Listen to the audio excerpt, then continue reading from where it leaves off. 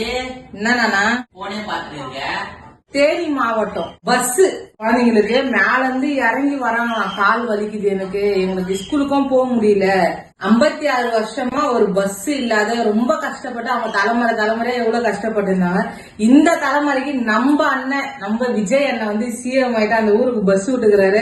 அந்த குழந்தைங்க மூஞ்சில எவ்வளவு ஒரு சந்தோஷம், எவ்வளவு ஒரு மகிழ்ச்சி. அந்த பஸ்ல வராங்க அந்த பிள்ளைங்க எல்லாம், ஏதோ ஒரு 30-40 பிள்ளைங்க அவ்வளவு ஒரு சந்தோஷப்படுறாங்க. இந்த மாதிரி வந்து எங்க அண்ணன் நல்லது செய்ய எங்க அண்ணன் நல்லா இருப்பாரு.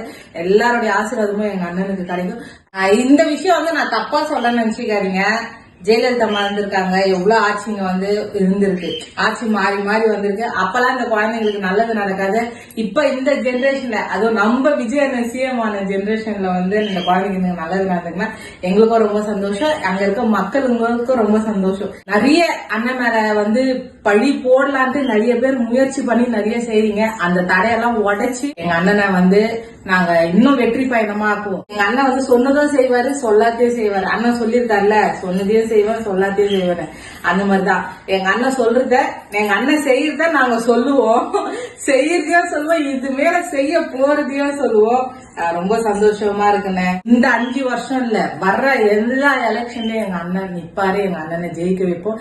எங்க அண்ணனுக்கு நாங்க சப்போர்ட்டா இருப்போம்.